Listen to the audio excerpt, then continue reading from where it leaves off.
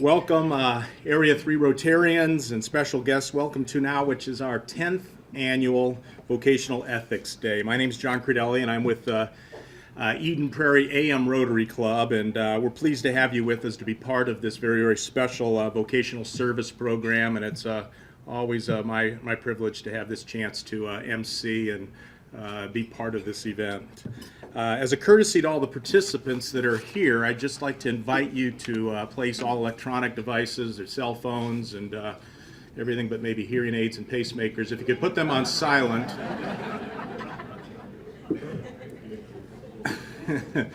As a courtesy to our guests and to the speaker, that'll be great. I don't know if you know this, but when you look at your cell phone, the brain waves in your brain, if they take a picture of it, you know how they do things where it turns red or not, it lights up the exact same center of your brain as looking into the eyes of a best friend.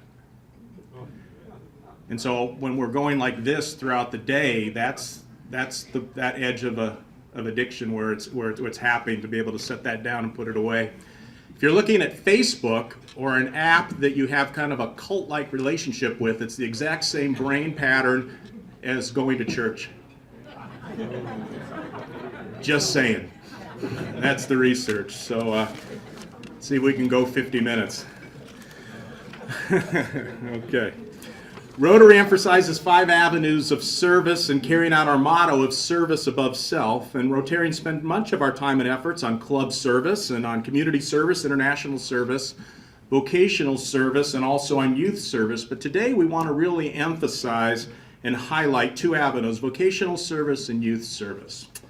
And we're doing that by focusing on the importance of ethical conduct lived out in our daily lives, and specifically in our work and occupations, and by welcoming our student guests to join in the discussion. Really, this is for the young people, the students, which we're honored to have here with us, and the Rotarians listening in and participating. We appreciate you as well. So what's going to happen next exemplifies the key beliefs of Rotary, and it's typical at a Rotary meeting.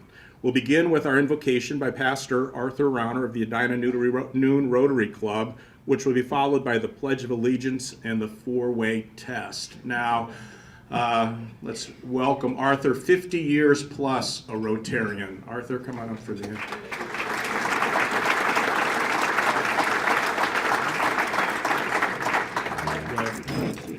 Let's stand and rise for thank you.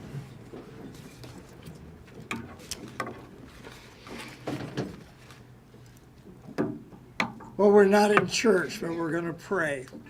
Please join me, if you will. Dear Lord of all our lives, remind us that you made us, every one, forming us in your own image.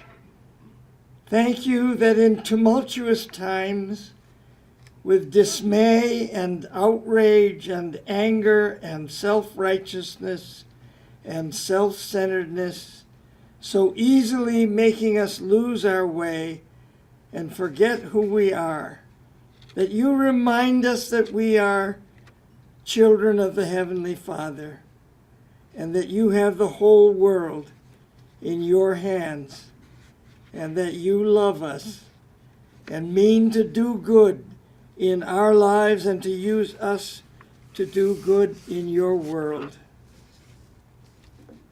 Thanks for the young, all dressed up, eager and earnest, who join us today because they want to know what's right and how they can live it in their lives.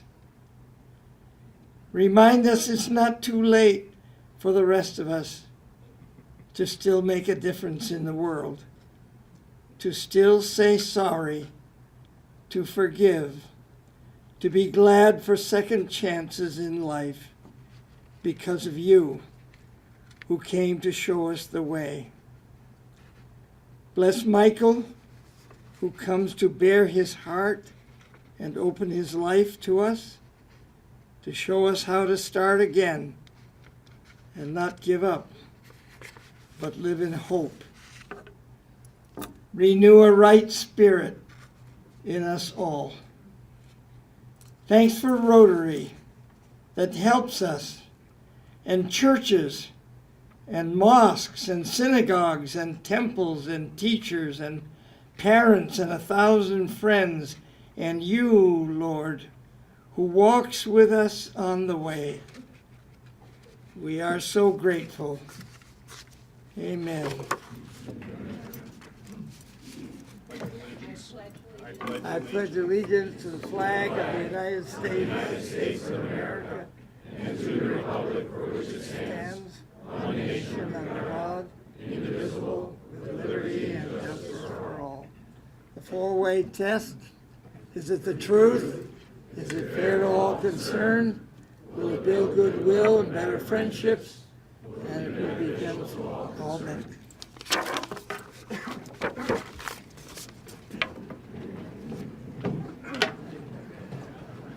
Let's give Arthur a round of applause for his dedication and for his reminder, even in his wisdom, to be able to share. We each still have time. Introductions. Next, I'd like to recognize the Rotarians from the 8 Rotary clubs in Area 3. Here today by introducing the club presidents at the head table and one that is a living service above self at one of the tables with the young people. So Bloomington Daymakers is Mike Mellon, past president. And Bloomington Noon is Mary Kurth, past president. It's all right to applaud, that's good. Eden Prairie AM, Roger Jorgensen, president-elect.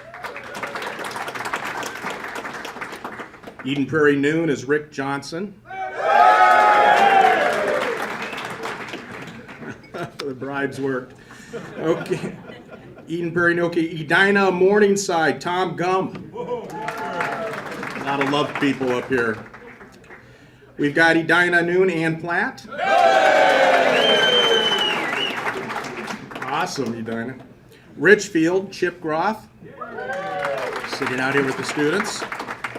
And new to our head table is South Metro Minneapolis Evening is Krista Peterson. Thank you for being with us. Okay, now for our most special guest, and that's the students. I'd like to recognize all the special guests from the community schools, so just yell out from where you are when I call out your school. Bloomington Jefferson. Even saw a heart back there, okay. Bloomington Kennedy. And I understand Andy Beaton, the principal, is with us today. Thanks for joining us and being with your students. That's great. Eden Prairie.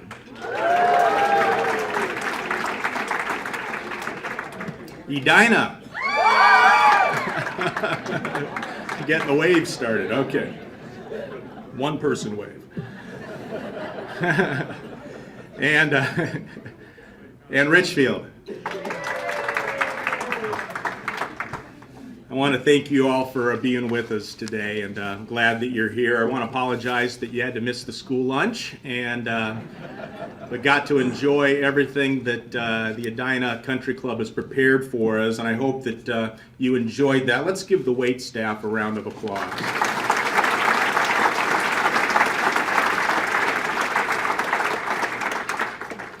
Let me next introduce our planning team for the event. This is a great bunch of Rotarians who have worked hard during the past year. I was asked to join this, I think, about 8 years ago, one of those one-year commitments that in Rotary becomes until death do you part. And it's just remarkable to see their conviction each year, as with each of you with the projects that are dear to your heart. So please stand when I call your name. And it's Terry Starwalt with Bloomington Noon. One dedicated gentleman. Gary Gilbertson, Eden Prairie Noon. Mr. Paul Nelson, Edina Morningside. Dan Hallberg, Edina Noon. Green jacket.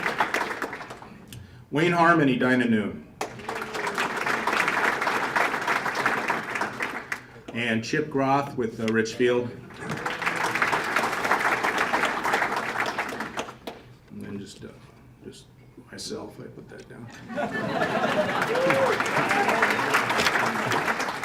Dan didn't have it in there, I added it last night. Thanks, team.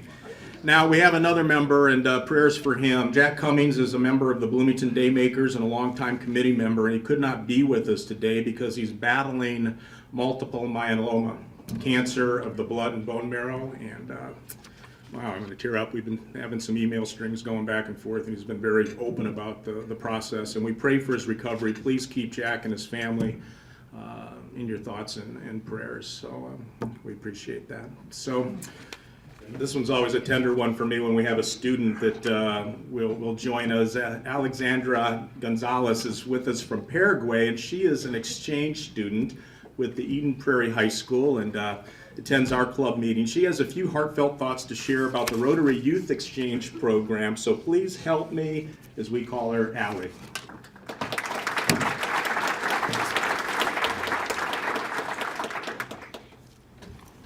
Good afternoon. So my name is Alexandra Peña. I am an exchange student from Paraguay through the Rotary. I go to the Eden Prairie High School as a junior, and I came here in the middle of August. I simply cannot believe it already have passed like 7 months. In 2010, when my brother was an exchange student in Germany, I thought it was like a really cool experience. So I knew I wanted to be one someday. So a few years ago, I couldn't have even imagined that this could have been possible. It's always been a dream. Being an exchange student was one of my dreams, and I cannot believe all the things I have done and all the amazing opportunities I got since I arrived here. It is the most amazing experience I could ever have. You get to meet new people from different parts of the world. You get to experience a new culture, language, and make new friends. I believe that sometimes it is good to get out of your comfort zone and experience new opportunities that will help you in the future. I would like to encourage you to do the same, always stretch. I got into the program because my dad is a Rotarian and we have had exchange students in my house for the past 7 years. And both of my siblings were exchange students through Rotary. My brother went to Germany in 2010 and my sister went to Chicago, Illinois in 2015. Every time that I was in contact with them, they told me about their own adventures, and that made me more and more interested in this program. Of course, it is not a decision that you make in one day. There is a huge difference between wanting it and actually doing it. The fact that my siblings were exchange students encouraged me to become one and made me ask myself, if they can do this, why can't I? So believing in myself and with my family's support, I decided to go through the process, and I'm so glad I did. Sometimes we don't realize all the opportunities that we have, and the chance to grow, risk, and become someone else is right there. Sometimes we just need a little help to step out and have someone who supports you to do it. Do not be afraid. You're capable of so much more. Trust that if you can imagine it, it may really be possible. I am proud of myself for doing it, and I highly recommend it. Anyone from age 15 to 19 can be an exchange student. As I said, it is a wonderful opportunity, and this program is one of the cheapest ones, and I will also say that it's the best one. You have an extensive list of countries that you can choose and have the most amazing experience in your life. To learn more, you can also go to northstarexchange.com to find details about the youth exchange program. I assure you it will be the best experience of your life. I would also like to thank the Eden Prairie AM Rotary Club along with my amazing host families for hosting me and giving me many opportunities. Thank you.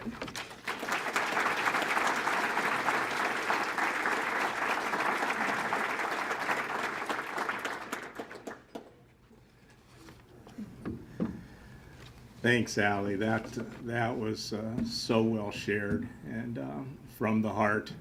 And as you can see, with two siblings that went ahead of her, as it comes into the family, often others will follow. It just takes one in the family to begin that, and maybe you're that person. So go ahead and reach out. There's 8,000 students each year that participate in the Youth Exchange Program, and we can bring the world closer by participating and make some good friends in the process if you choose to participate. So I'd encourage you to, as she said, stretch and to look and discover what's possible for you. Hank Shea, a University of St. Thomas Law School professor and former assistant U.S. Attorney, has been a key advisor and inspiration for the Rotarians since we began the Vocational Ethics Day back in 2008. Now, he's not with us today, but he wrote the top 10 lessons that are on the back of your program, and he reminds us how important ethical conduct is in each of our daily lives, and so whether it's at home, in school, or on the job. Now, these lessons are on the reverse side of your program. We've selected at random, I believe Dan did, students at 10 tables to read each lesson out loud so we can hear them. So when I call out your number, I'd like the students at that table to just stand up and then recite the lesson. We'll go 10 through 1, so in the order that they are. So here we go. Where's number 10? Go ahead, recite that for us. When faced with a right versus a wrong decision, guard against the first international misstep. Thank you. Number 9. Yes.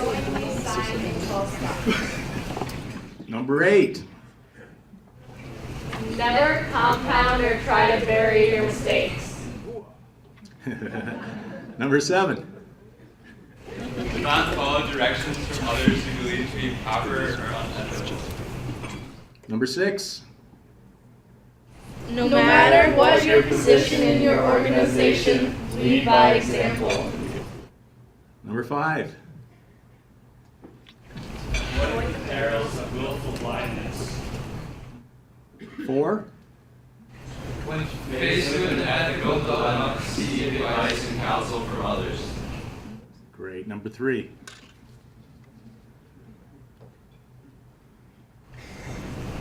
Learn to be satisfied with what you have and diligently earned. Greed is a vicious vice that can destroy you. Number 2. Where's number 2? No one is above the law. And if we could, let's all recite number 1 together, but stay seated for this if you would. Number 1.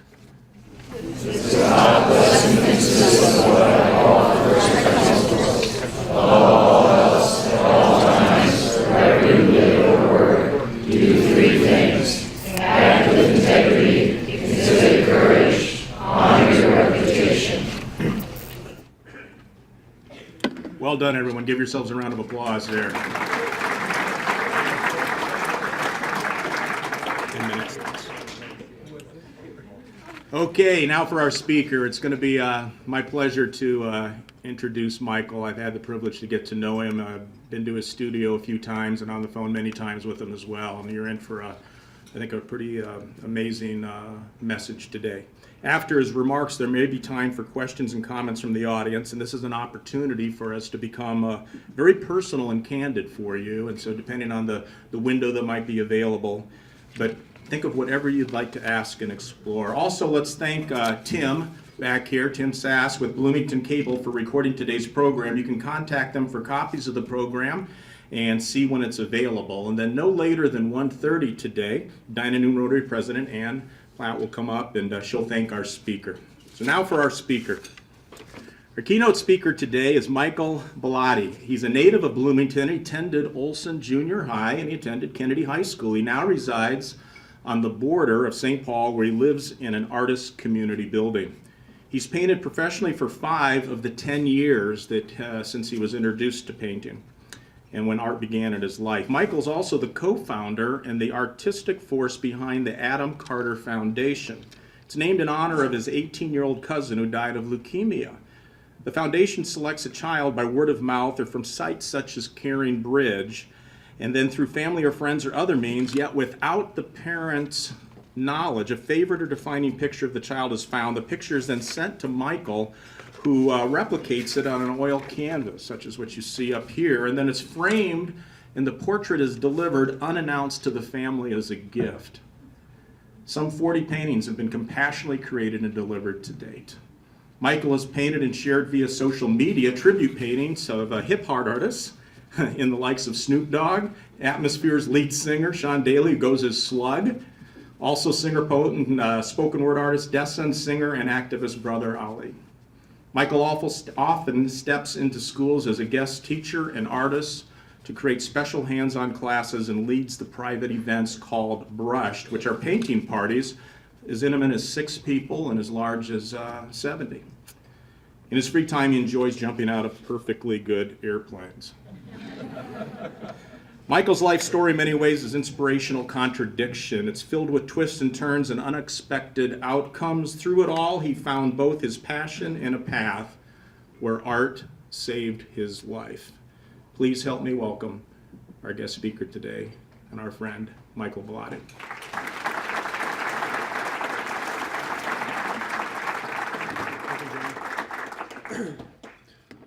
This is definitely the largest group I've ever spoken to, maybe half of this at the maximum. So, of course, I need to document this, so you'll have to excuse me for a second while I make a Snapchat.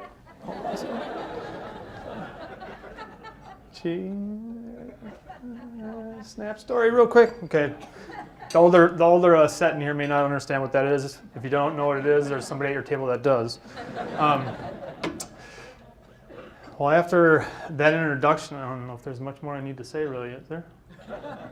Okay, all right. Well, so I'm a fine artist. I've been, as he said, painting professionally for 10 years. I say I'm a fine artist, but then now it's shifted more into art entrepreneurism, I guess you could say. I spot opportunity, and through my creativity, I turn it into a business or some sort of, capital flow, however you want to call it.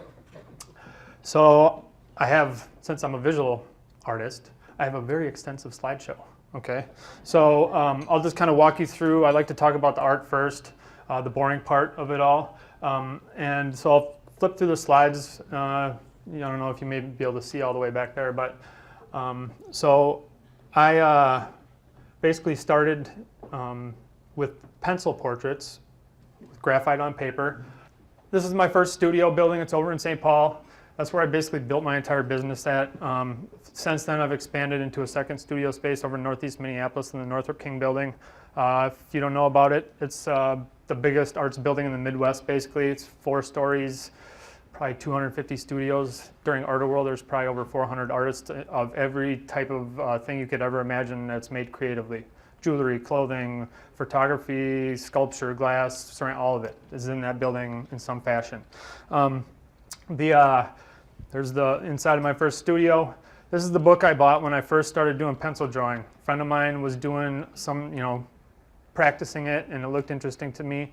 So this is the book. This is the book I got. And right when I got it, started futzing around with this pencil portraits. It was like tunnel vision. I had trouble thinking about much else. So, and this is my first drawing that I ever did out of the book. Not very good. The eyes are probably the best part.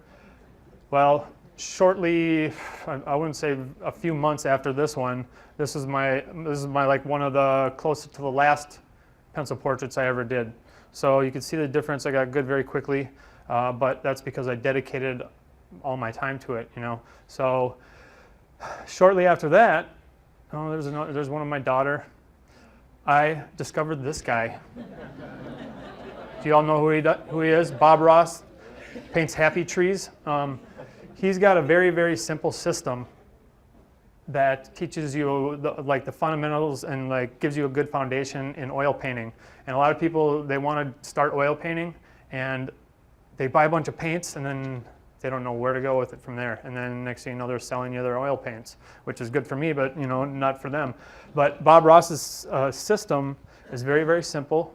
You follow along in the book, you see the picture, you see the step-by-step, and it produces results right away, which is the main thing with oil painting. Gives you confidence. You're like, oh, hey, I can do this. Let me see. There's my first painting. I have it over here on the table. That was a friend of mine was painting, and he was the one that showed me Bob Ross and then helped me get going, kind of held my hand through this one. He would do a happy tree, then I would do a happy tree, and then he did the one mountain, then I did the other ones, and so on and so forth. There's my second painting. That's the next one over here. by this time, I'm really starting to channel my inner Bob Ross, you know. So, you know, the way I dressed started to shift a little bit. I grew out my afro, you know. I couldn't help it. Like then we started going head to head, you know, me and Bob, just on a painting spree. So, I actually hated painting Bob Ross paintings, but I had read early on that if you teach yourself how to paint, you can paint whatever you want. And people get stuck wanting to, oh, I want to paint a portrait of my granddaughter for Christmas next year. It'll never happen right off the bat. You got to learn how to paint first, and then you can do it whatever you want from there. So that's what I did. I focused on learning how to paint, and so I did probably 20 or 30 of these boring Bob Ross paintings. And then I shifted from there into doing master studies, something they teach you in art school. You pick a master work and then you just copy it.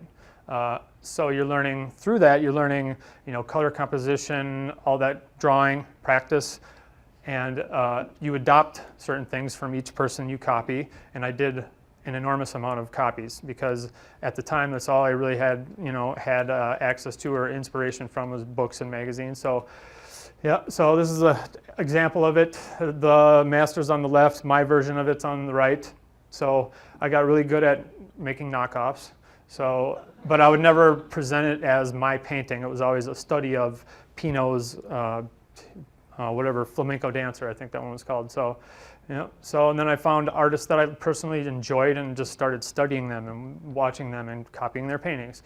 And, you know, before you know it, after a few years, I had done over 300 paintings, I think. This is another one of my favorite artists. Lots of color, super loose style, which I gravitated towards, but because I started with pencil drawing, it was the hardest thing for me to break free and just be loose. And once you command the medium, that's when like the flow starts happening, where you know you're painting more intuitively. Well, it took a while to get there, but I eventually did. This is another guy. So then I started finding my own photography out of magazines and then painting those. In this case, I have to make all my own decisions, color, composition, the drawing. So I would find a photo, then I would find a painting by one of my favorite artists that had similarities, and then I would use those and I would, what I saw in his painting and apply it to my painting. So, you know, you know, you're just trying to create a likeness. At this time, I'm just trying to still learn how to paint. So I really didn't care about getting the drawing and the portrait exactly the same. So there's another one. I found this photo is really cool. Pinot had this thing with the crazy lit up hair on top, so I took that and did it on mine, you know. So, and that's kind of how my process like evolved and turned into what it is today. There's the Snoop Dogg painting I have over here. I found, you know, you can see how different my painting is from the photo that was in a music magazine somewhere. So then I start, you know, at this point I'm starting to kind of do my own thing because I know how to paint and all the different, you know, color theory and all that kind of stuff. So this one I did a painting from a black and white photo, so I just decided to make my own colors up. You know, it turned out pretty cool. And there's another one there. So the thing that I finally discovered that inspired and moved me about painting was people. I get to deal with people. And the thing that I loved the most was painting eyes. There's a couple over here. When you speak to somebody, you're usually speaking to their eyes, and their eyes are speaking to you, so that's like the first thing you look at. And I have a whole wall of these things, and I'll watch people come into my studio and look at them, and they'll just stand there and stare. You know, so I just continue painting them because it was getting that kind of reaction. And, you know, those are what I'm known for around town, but have made me absolutely or very little money. So that's what I do as on the side, you know, for personal enjoyment. The rest of the stuff. So there's a photo. I ended up having to teach myself photography. So I took this photo of my friend Elizabeth and then made that painting out of it right there, which is my favorite one of them, most of them. So then. Yeah, so this is an artist friend of mine, Ranielle. She's a studio across the hall from me. Took that photo and then made that painting of it. And then she took it one step further and did a face swap on Snapchat with it. So, which gave me an idea for a new show. I might do that because I've painted all kinds of my friends. I was going to do a space swap show maybe someday. So, anyways. So here's a couple of people are always like, oh, how do you start and this and that. So here's some quick step-by-steps. I'll fly through these real quick. So this is a dog painting. a black lab. That's how I start sometimes. I start making marks on the canvas, start washing in the relative color and value, let it drip, start dialing in the drawing with the eyes. You always want to start with the eyes, start throwing some background in. More background, start tightening up the rest of the drawing down below the face. There. Then you put the signature and the color on, and you're done. 7 steps, real quick. Pretty easy. Here's another one. This is a portrait I just did not too long ago. This one I started with the charcoal drawing, so because I wanted to get the drawing right kind of in place. Charcoal reacts just like paint. If you add paint thinner to it, it'll run, and you can erase it and do whatever. It's real simple. So there we go. Start washing the colors in again. Start with the eyes.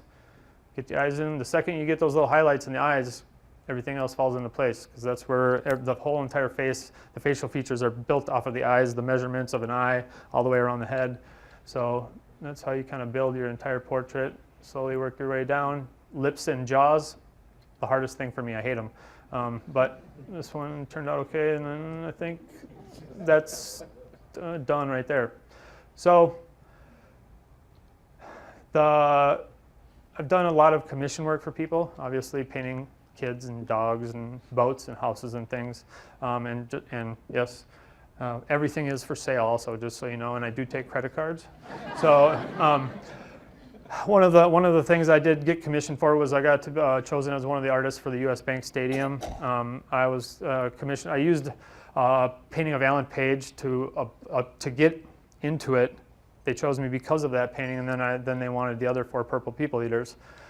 So these are the 4 paintings that I did for the U.S. Bank Stadium. They're in the hallway right down from the Cambria Suite if you ever wind up there.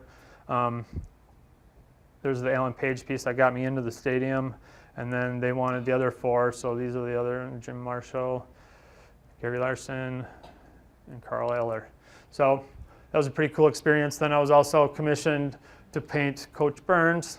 I was going to do a coach series, and then after I had worked quite a few weeks on it, they decided to change their mind, and that's what happened to that painting right there.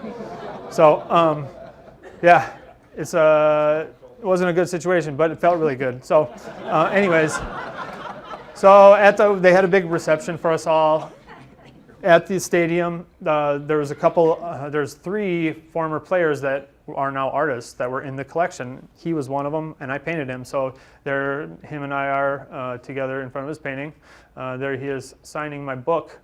I have the little booklet over here. It's not the signed copy because somebody stole it from me, because it was instant karma, because my mom was running around stealing books that had been abandoned on other tables, and that was just like the instant karma.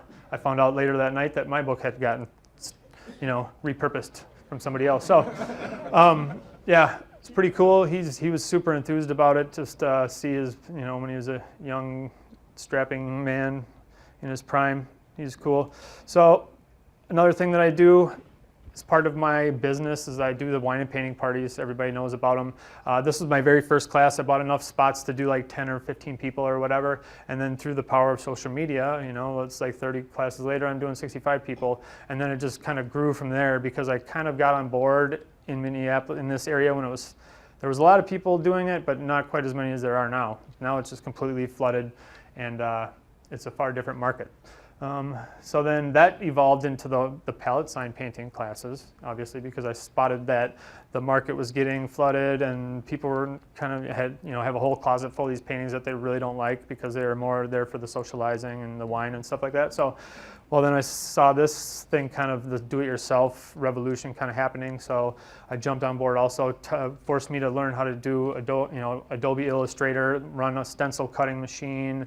I'm really good at sniffing out places to buy wood cheaper or get my products cheaper, or I'm always looking for that kind of stuff, which I found I'm probably even better than Art at doing that kind of stuff, shopping. So, yeah, but like John said, I started a foundation, and I haven't really said where or how, where I learned how to paint. So this is the real story. I have a little video from CARE 11. Boyd Hoopert did a Land of 10,000 Stories segment about the foundation that I'm a co-founder of. So I'll play that, and then we'll pick it up after it's over. It's like 5 minutes.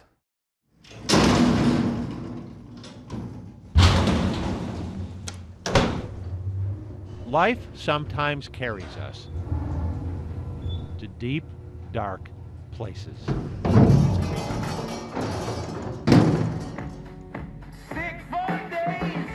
This is a story about climbing out.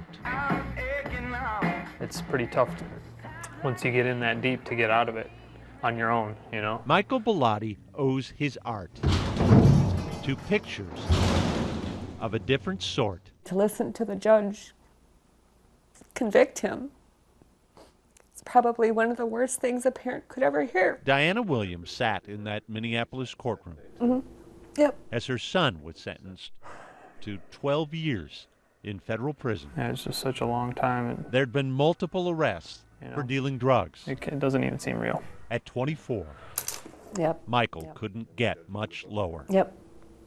Yep. And then he began to pick himself up. Oh yeah. Encouraged by another inmate at the federal prison in Duluth, Bought the Bob Ross Joy of Painting book.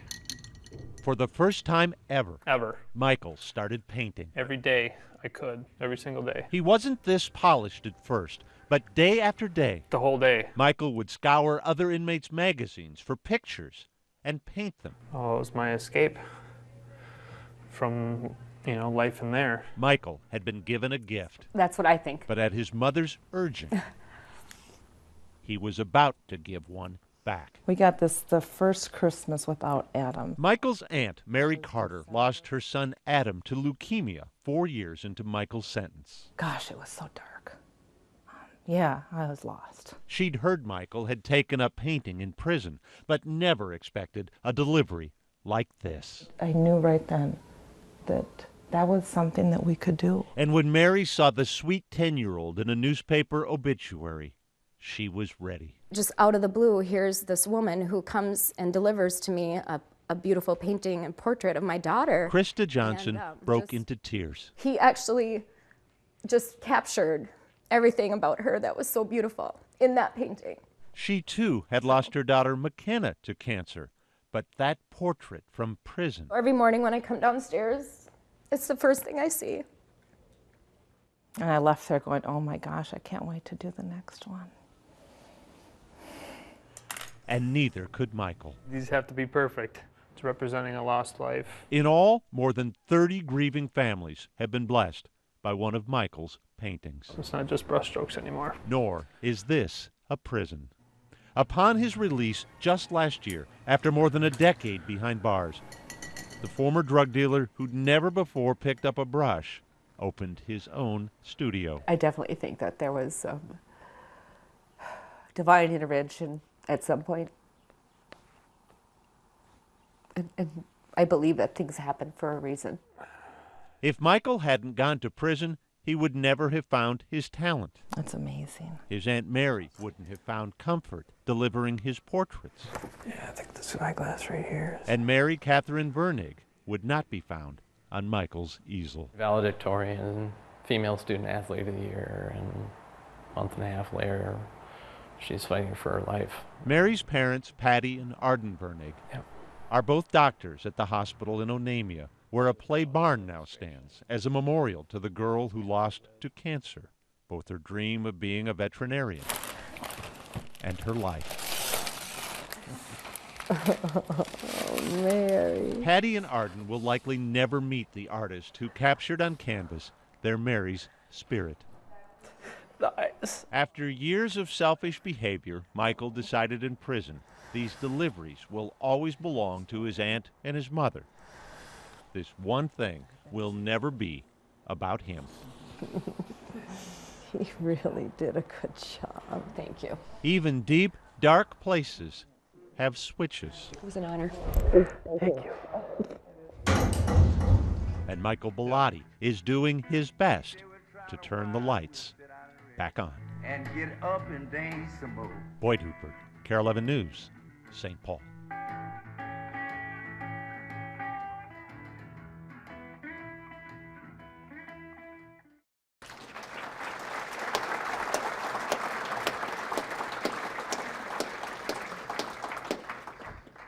So yeah, that's the story. The I've given this speech a whole bunch of times, and I try to like skirt the subject of where I learned how to paint, and there's always somebody in the crowd that's needling, like, so you just picked up painting one day? I don't get it. You just started doing it? I'm like, yeah, just trying to like save it for the the right spot in the presentation. But yeah, so that's where like all this art stuff that I showed you, I did it in Duluth. Basically, I walked into the hobbycraft building there one day, and there was a guy in there and had these amazing looking, very colorful figurative paintings sitting up against the wall, and I just had to know how to do it. 10 years, long time. Best thing that ever happened to me though, honestly.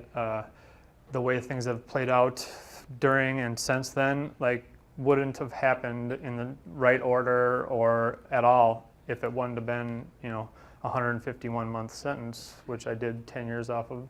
I only got, they only give you 30, 45 days of good time in the federal system, federal and state, two completely different worlds. However, they had a painting program there, and I was extremely lucky. I had an early on mentor. His name was Justin. He was already painting there. He was the type of guy, he was going to school to be an engineer, but was also selling drugs. Well, when you go to school to be an engineer, they teach you how to solve problems, and that's all painting is solving problems. And so he had this very analytical mind, and he was just good at everything he did. And he accelerated into fine art very, very quickly. And I had that. I say I'm self-taught, but he was the kind of guy that he would figure out how to do something based on something he saw in a picture. And since he did it, you were going to do it and put in the work too. So he wouldn't just give it away. So he would watch me struggle on a portrait 8 hours all day long. And I'm just like, oh, dying. And then he'd throw his brush down, come over, pick mine up, and be like, there, 3 strokes. How did you do that? But I had that. And very, very fortunate. Now I coach young artists to do the same thing. They're like, oh, what should I do? Who should, find somebody that you personally like what they do and try and learn from them. And that can be used in all aspects of life. So 2008 rolls around. My cousin Adam dies of cancer, obviously. You saw the video. I did the portrait for my aunt, and it was like the biggest thing. It was my first Christmas without Adam, and obviously I couldn't be there, but it was my mom's side of the family is very, very big for Christmas. It's like the one thing you don't miss. There's like 50-something people there. So it was a really big moment, and that's kind of what fueled that. And before prison, my life was very, very selfish. I did everything and operated for me only. When I got arrested, I don't think I saw my parents for over a year because I just avoided them so that I didn't have to deal with the questioning and the disappointed stares. So I would still talk and they would page me all the time because that's what I had back then was a pager. So the choice that I made to go that day over to East Bloomington and drop a friend off for a drug deal was in a completely different time zone than where it began, and it began in high school. I went to an alternative learning center in south of the river in Apple Valley, and when I think back on it all, I was always trying to be somebody else. I was interested in art, but I was always distracted by trying to be cool and fitting in. And I'm sure a lot of the audience here today has had experiences with that. And so instead of being me and maybe paying attention to what I was interested in, I was just wanted to be cool and fit in. And I moved from Bloomington to Apple Valley and didn't know anybody. So I fit in at a school that doing drugs and partying is prevalent. And when I moved in with my father, he was with a woman, and her older son lived in the basement. And he was heavily immersed in the Grateful Dead scene. It's a very drug-riddled, touring, partying kind of atmosphere. And so instantly, I had the best connection to whatever I wanted right in my basement. I was 15. Next thing you know, I'm the most popular kid at school. Well, that created this, insatiable, false, identity with money. Fake friends and all that stuff. It's like you think you're the king of the world, but you're not. You just don't realize it then. And the fast money and the no responsibility, that stuff became far more addicting than any of the drugs that I was using or partying with. And that was the hardest thing for me to break. And you know, I continued to get in trouble after I turned 18, and it just snowballed. And I just couldn't get out of the lifestyle. And you know, the day that in Bloomington when I got busted, I was bringing a friend of mine from high school. We'd been working, you know, partying and working together for many years, and he was being set up by an undercover narcotics officer from the Bloomington narcotics force, and they were wanting to trade basically a brand new car for a large amount of narcotics, $32,000 worth, and that was their decoy. They lured him in. I was the person that dropped him off that day, and so they had the whole parking lot under surveillance. I pulled in, dropped him off, left, went over to TGI Fridays by the mall, pulled in the parking lot, and 10 minutes later, they come in with guns and SWAT, all that stuff. You know, it was pretty crazy. In 2 seconds, you know, I'm being yanked out of the car. I put in the back of the car, looking at the laptop that's open in this thing, and I read it all transcribed out on there, and I'm like, oh my gosh, this is so over. So we got charged with conspiracy to distribute a large amount of methamphetamine, and then he had never been in any trouble, so they let him out on pretrial until court. Well, I had been in a bunch of trouble. I had warrants for my arrest and all this stuff, and so they didn't let me out. Well, he ended up cooperating with the authorities to get a time cut, and I was raised that if you're gonna, you know, make the adult decision to do crime, you're gonna, you know, own up to it and do your time. So that's what I did. I chose not to. Which is, again, a good decision, because if I had, I would have got right back out and I would have went right back into what I was doing. So I did my 10 years. He went out, got 18 months or something like that, boot camp program, and went right back into it, basically, but just in Colorado. So, and I moved on with my life. Yet, I was so delusional and stuck in this lifestyle that I continued on with the criminal mentality after I went to prison, because prison is just like out here. It's just you're in a little bubble. Things are more expensive, but you can get whatever you want in there. And I continued on with that because I was so, you know, I just couldn't break free from it. It wasn't until I was in for about, I don't know, maybe 20 months or so, I had my light bulb moment. And it was sitting in a packed TV room with, you know, 20 other guys huddled around one TV. It's hot, middle of the summer, and one of my favorite movies, A Bronx Tale, is on, right? And there's a spot in there, you know, the kid, the storyline is the father, you know, they live in the Bronx, and, you know, it's, you know, driven by the mafia, and the little kid is seeing these mafia guys, he wants to be like them, but his dad drives a bus, he's a working man, and he's always telling him, you know, like, that stuff isn't real, working man is where it's at, and his kid's like, you know, the working man's a sucker, you know, but he's like, you know what, there's nothing worse in life than wasted talent. And bing, it like hit me. And all of a sudden I started looking around, and there's like, in prison, I've met some of the best people I'll ever meet and some of the worst people I'll ever meet in there. And like, it's rich with very, very talented people that just made a bad decision. And 9 times out of 10, it was driven by greed. Needed more money, so I sold drugs. I needed this, so I robbed the bank or whatever. You know, it just like, fundamentally, it all kind of springs from that. So I just started looking around, and like all these people just sitting there stagnant, wasting away, not doing anything, you know. It could be like this group of people right here. It's like just everybody and anybody in there, you know. So started reflecting, and obviously what I'd been doing up to that point wasn't working. So I decided to figure out what I'm going to do with the rest of my life. Up until then, I did nothing. I'd never had a job, so I had no skills. And that's when a friend of mine, I saw that drawing book.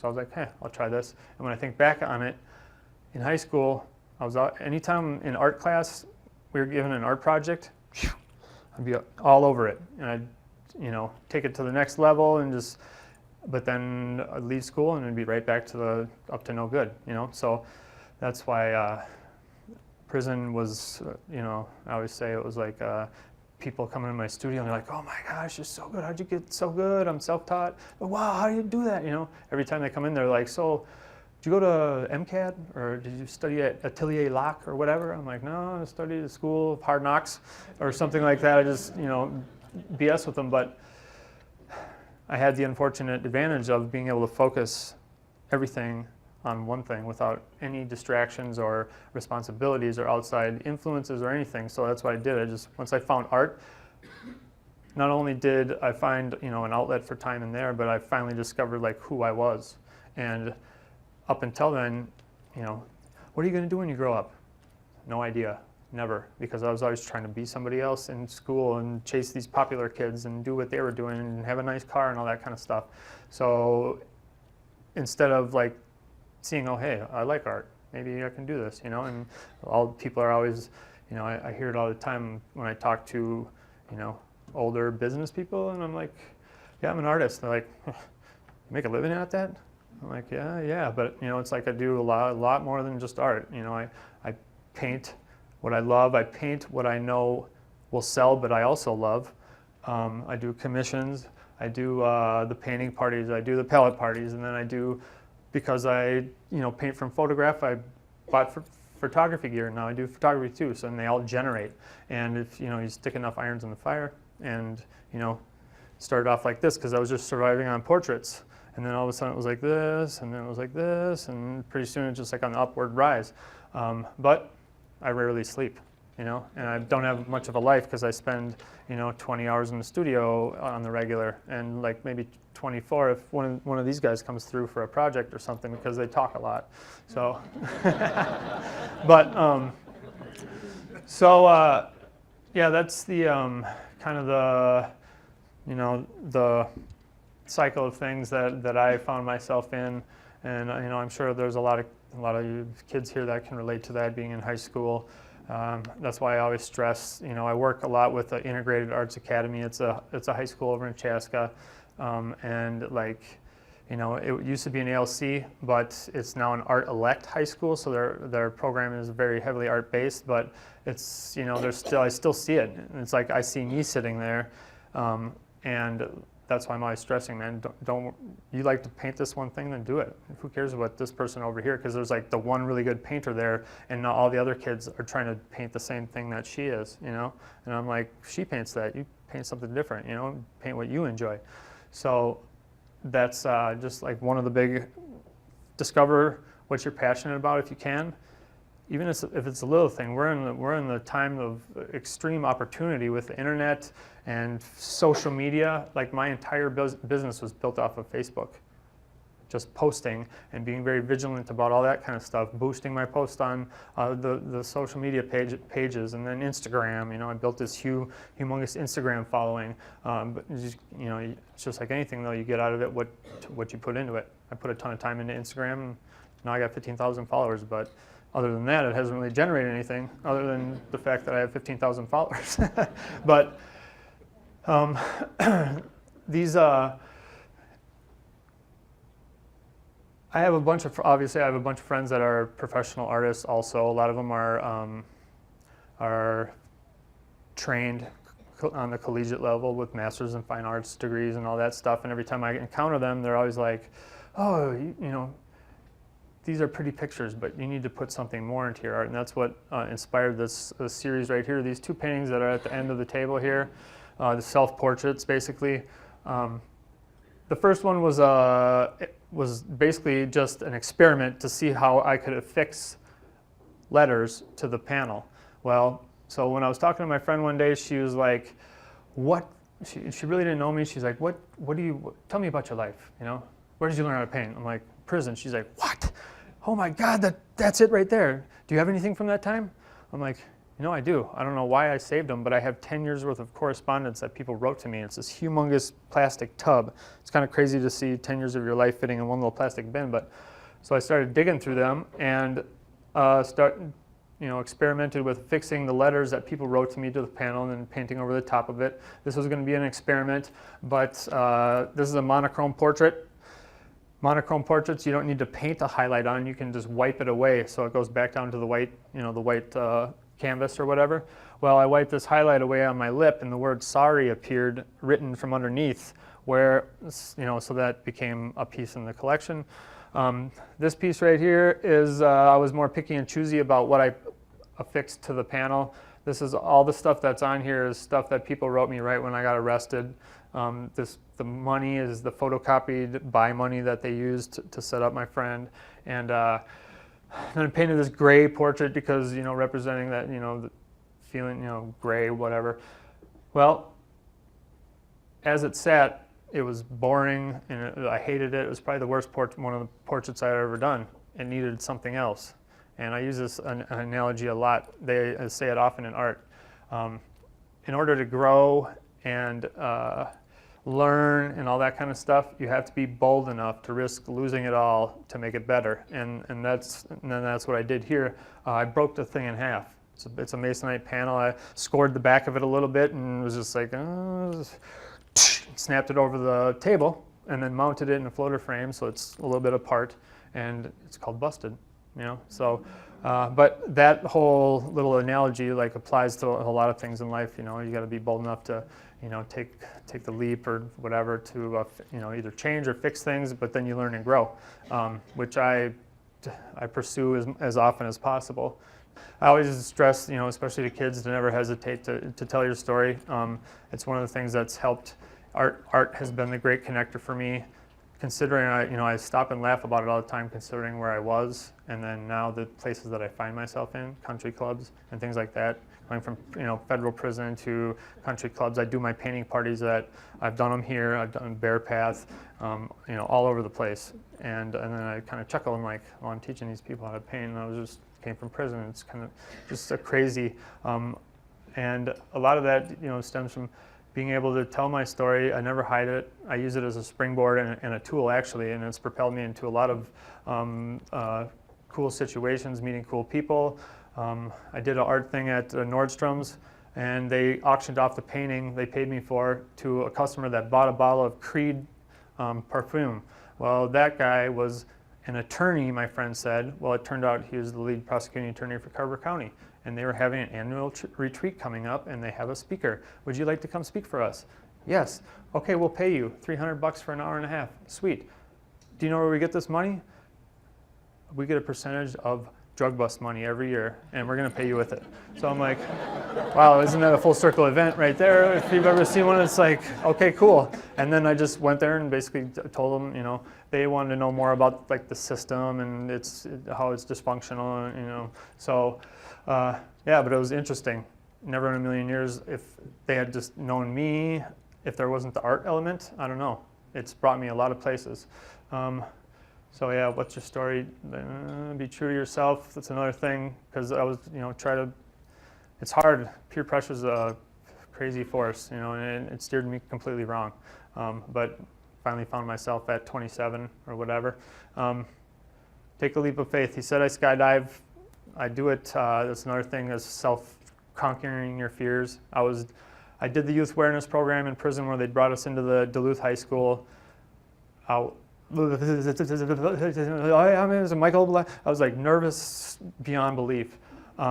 But then I just forced myself through it and did it over and over and over, and now I can do this. But that's how I felt when I started skydiving. It's that nervousness that took, I'm checking my gear and my hands are shaking, and then I went back, and then I went back again, and went back again, and then what really propelled me was the fact that before I was getting to go, this guy your age climbs up to the door and is just flops out the door like this, and you watch him and he's just laying on his back going down, as easy as pie. And then right after him, an 18-year-old girl, dive out the door. I'm like, if they can do it, I can do it. So, and I like this photo because, one step, 13,000 feet, it's a pretty big leap of faith, but sometimes you have to take it. And I do at least 50 times or so every summer, hopefully. So that's pretty much it. We can probably go into the Q&A. We got maybe 10 minutes, right? Or something. So does anybody have any questions? You can be as open. I have no problem with talking about any aspect of the prison thing and all that kind of stuff with you. Yeah. Michael, so you produce those portraits, and I'm just thinking how awesome it would be to be there to hand it to them, and you miss out on that, and I'm just wondering what that's about. Well, because like I said, my entire life was lived very, very selfishly before, and if I'm there, the whole moment is about the gift and them receiving the gift. If I'm there, then the spotlight's directed off of that to me because I'm the one that painted it. So I feel like, you know, then I'm the one in the spotlight, which is not why they're done, you know. So, and you know, it's a growth or healing thing for my aunt, because she has then a relationship with these people that have went through the same thing, and she knows, you know, it just helps her out also. So yeah, that's kind of why. Yep. Any others anywhere? Is there any other artists in the bunch here? You? Painters? Yeah, cool. I know there's one up here too. There's a secret one right here. Did you guys know that this guy's painted before? Check this out. He did a Bob Ross painting for his first, and so did I. This is his very first painting right here. Yeah, you didn't know that, did you? Yeah. Except for the difference is I went on to do 700 more, and he stopped at 1. You know, so that just goes to show you what like dedicating yourself to a, you know, 10,000 hour theory. It's true. So, yeah. That's any other questions? How do you handle the pressure, like on a commission and things like that? You know? Well, I never take the money up front, so then they don't, except for with the Viking Stadium thing, and I'll never do that again. So, yeah, I try not to, I never, because I don't want to be on the hook, because sometimes I'll get a photo and it'll be the most boring, plain, unartistic photo, but you know, I'm still getting paid to paint, so it's cool, but like I'm just not feeling it, so I'll wait, and then I'll look at it again, and I'll look at it again, and then just randomly, I see it. Oh, that's what I'm going to do with this thing, and then I paint it, and it turns out amazing, and it's fun. So meanwhile, they pay me, and they're like, "Where's my painting? Where's my painting?" You know, because then you can hound somebody for it. So I try not to have that happen because I hate forcing paintings because they just never turn out as good if they're forced like that. So. Yeah, hi Michael, good to see you again. Yeah. I'm Andrea from Artistry in Bloomington. Yeah. And this is a little bit of a self-interested question because I am a professional arts advocate. But I just have to ask, you know, the way you describe what art did for you, perhaps someone in the audience might be thinking, you know, that could be anything. It could be anything that someone finds and then spends that kind of time and dedication. And in a way, you alluded to that yourself, but I'm wondering if there's something special about art specifically, as opposed to any other pursuit, you know, that you could have picked up, something that made art in particular the thing that really worked for you. Well, I got in a really bad motorcycle accident when I was 21, and my arm got almost ripped off my body, broke both my legs. So I can paint with one hand. This hand doesn't work as good, so that's the main thing. No, but because, well, art, I don't know. There's just something about it. You just feel it. I don't know why I chose art, but there's just something about creating things that people enjoy, that I create an income based on what I make.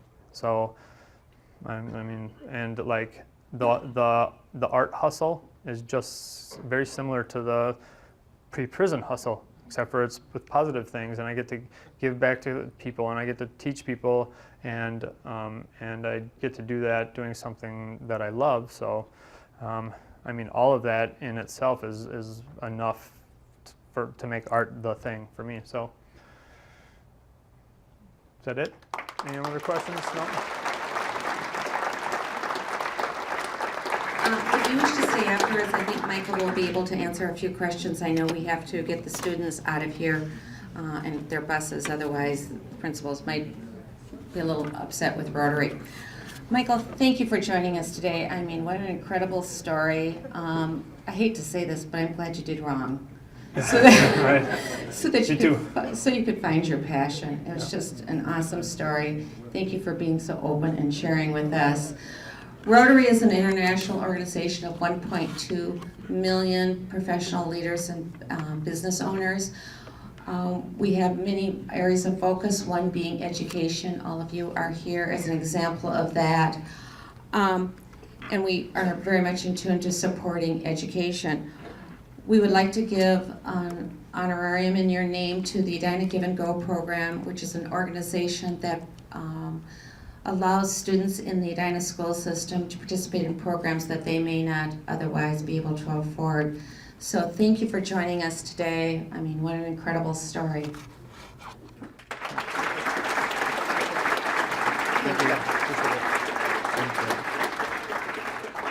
I'd like to make a special presentation now. Arthur, would you please come up here to the front?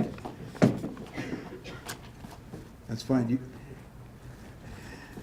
For those of you that do not know Pastor Rauner, just a brief background on him. Arthur arrived in Minnesota from Massachusetts in 1962 upon receiving a call from Colonial Church in Edina. He served as senior pastor at Colonial for 32 years and retired in 1994. Not content with retirement, and I guess we can say you failed retirement, he began another ministry, the Pilgrim Center for Reconciliation, in 1993, in which he actively participates to this day. Arthur joined Edina Rotary in 1963 and has been an inspiration to his fellow Rotarians in his ministries with his invocations and his messages, and as a great example of service above self. He has served as our invocator here at our Vocational Ethics Day program for many years.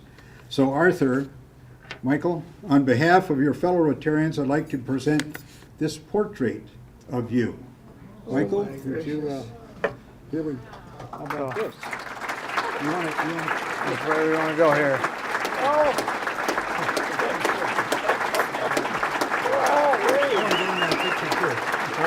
So it's still wet, so you gotta be careful. Hold on. I think even my wife would like that. Oh yeah, hopefully. Yeah. Okay, just do this.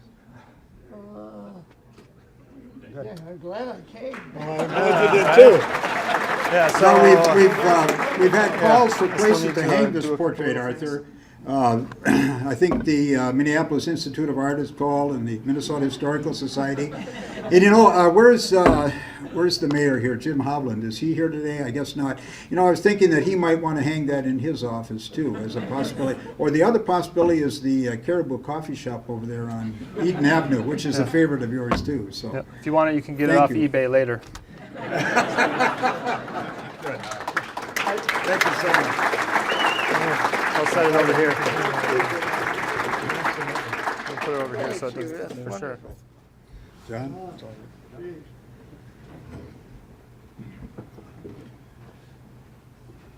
Thank you, Michael.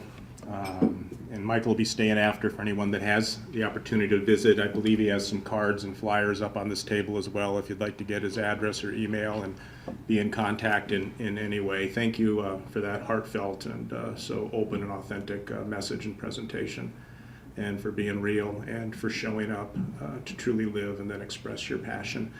Everyone, have a safe trip home. It's a pleasure to be with you again this year. Thank you, and make it a great day. Peace.